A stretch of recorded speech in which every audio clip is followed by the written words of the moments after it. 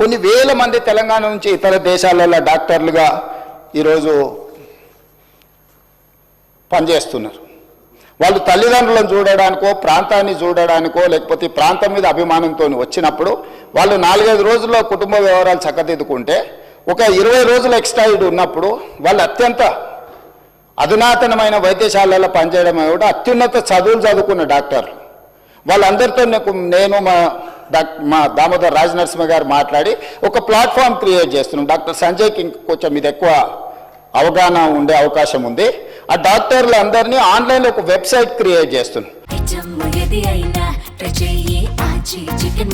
ఆచి చికెన్ మసాలా వాళ్ళు ఎప్పుడు మన ప్రాంతానికి వస్తుండ్రు, ఏ టైంలో వాళ్ళు ఈ స్పెషల్ డిసీజెస్ కానీ సర్జరీలు కానీ లేకపోతే మెడికల్ కాలేజ్లకు వెళ్ళి చదువులు చెప్పడానికి సమయం ఇండికేట్ చేస్తే ఆ టైంలో వాళ్ళని ఆయా హాస్పిటల్స్లలో వాళ్ళ సేవలను వినియోగించుకోవాలని చెప్పి ఈరోజు వాళ్ళందరితో చర్చ చేసినాం. వాళ్ళందరినీ కూడా ఒక కొలికి పట్టుకొచ్చినాం అధ్యక్ష. ఈరోజు ఈ ప్రాంతంలో ఉండి గ్రామీణ ప్రాంతాలలో ఉండి ఉస్మానియా కాకతీయ యూనివర్సిటీలలో మంచి చదువులు చదువుకొని ఇతర దేశాలకు వెళ్ళి గొప్ప పేరు సంపాదించిన డాక్టర్లు ఈరోజు తిరిగి సొంత ప్రాంతానికి ఏదైనా చేయాలనుకుంటున్నారు. ఇప్పటి వరకు ఎలాంటి వెసులుబాటు లేదు.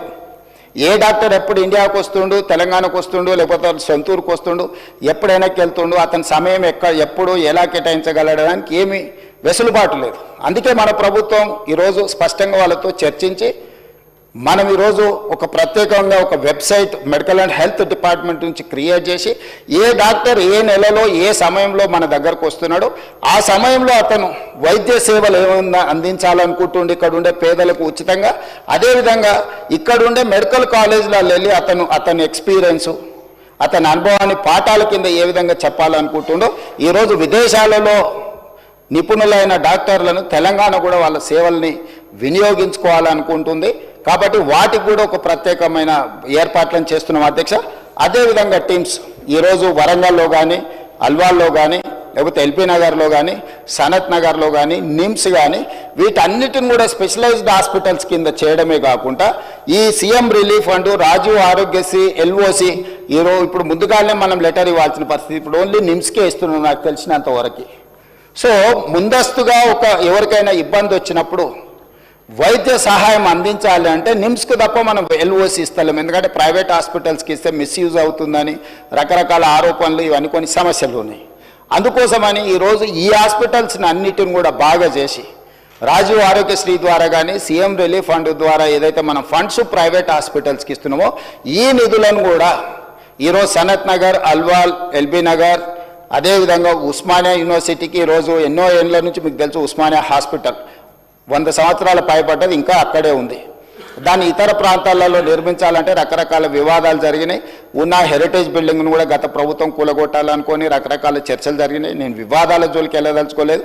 ఈరోజు గోషమహల్లో 30 ఎకరాలలో 3,000 కోట్ల రూపాయలతో ఉస్మానియా నూతన భవనాన్ని ఈరోజు 2,000 పడకలతో మనం నిర్మించుకునే పనులు మొదలుపెట్టిన పనులు వేగంగా జరుగుతూ ఉన్నాయి. ఈరోజు గాంధీ హాస్పిటల్, వరంగల్ హాస్పిటల్ వీటన్నిటిని కూడా పూర్తి స్థాయిలో నిర్మాణం చేసి ఒక 10,000 పడకల ఆసుపత్రులు ఈరోజు 10,000 పడకలు అదనంగా ఈరోజు వినియోగంలోకి పేదలకు సేవలు అందించడానికి వైద్యం అందించడానికి అందుబాటులో వస్తున్నాయి. వీటన్నిటిని కూడా ప్రభుత్వము ఈ సీఎం రిలీఫ్ ఫండ్ కావచ్చు, రాజీవ్ ఆరోగ్యశ్రీ కావచ్చు, వీటన్నిటిని నిధులను వాటికిచ్చి వాటిని కూడా పేదలకు అన్ని రకాల వైద్య సేవలను అందించడానికి ఈరోజు వాటిని కూడా ప్రభుత్వం వినియోగంలోకి తీసుకురావాలని వేగంగా పనులను పూర్తి చేయాలని గతంలో జరిగిన ఎన్నో నిర్ణయాలను నేను రాజకీయంగా విమర్శించదలుచుకోలేదు, కానీ వాళ్ళకి తెలుసు నిజమేందో, నేను చెప్పాల్సిన అవసరం లేదు. కాబట్టి వీటిని సరిదిద్దుకుంటూ ఒక దారిలో పెట్టి ఒక ప్రయత్నం చేసి దామోదర్ రాజనరసింహ గారు ఎడ్యుకేషన్ అండ్ ఇంజనీర్ కానీ by nature is an doctor, social doctor. అంటే సామాన్య సోషల్ డాక్టర్ అంటే పేదవాడికి ఏం సమస్య వస్తుంది, ఆ సమస్యకు ఏం వైద్యం అందించాలని సంపూర్ణంగా అవగాహన ఉన్న దామోదర్ రాజనరసింహ గారిని నేనే స్వయంగా ఈ శాఖ మీరు నిర్వహించాలని పర్సనల్గా వారిని పిలిచి, ఎందుకంటే ఈ శాఖ చాలా విస్తృతమైన సబ్జెక్ట్, ఇదంత ఆషమాషిగా అర్థమయ్యేది కాదు. అర్థమైనా కూడా ఎవ్రీడే ఒక కొత్త ఛాలెంజ్ వస్తుంది. ఒకప్పుడు గత్తర ఉండే, మలేరియా ఉండే, రకరకాల జబ్బులు వచ్చినాయి, సడన్గా మన కోవిడ్ వచ్చింది. లేదు ఇట్లా ఎప్పటికప్పుడు ఏ రకమైన జబ్బులు సమాజంలో ఎట్లొస్తున్నాయి, ఎందుకు వస్తున్నాయి, ఎవరికీ తెలియదు రకరకాల ఇవి. అంటే ఈ ఛాలెంజెస్ని ఎప్పటికప్పటికి మంత్రితో పాటు అధికారులు కూడా ఎప్పటికప్పుడు నేర్చుకోవాల్సిన సబ్జెక్టు. మిగతా ఇష్యూస్ కంటే కూడా ఐటీ పరిశ్రమల కంటే కూడా మెడికల్ అండ్ హెల్త్ అనేది ఒక ఛాలెంజ్.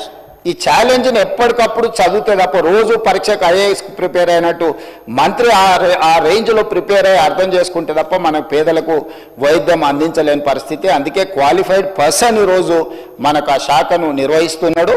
వారు ఇచ్చిన సూచనలు డెఫినెట్గా తప్పకుండా దాంట్లో ఏమేమి ప్రజలకు ఉపయోగపడుతుందో వాటన్నిటినీ స్వీకరిస్తాం. ఇంకా వారు చాలా మీటింగులు కూడా ఏర్పాటు చేసిండ్రు మంత్రి గారు. భవిష్యత్తులో కూడా ఈ అన్ని రిఫార్మ్స్ తీసుకురావాలనుకుంటున్నాం. ఇంకేమైనా సూచనలు ఇచ్చినా తప్పకుండా వాటిని ప్రభుత్వం తీసుకుంటుంది.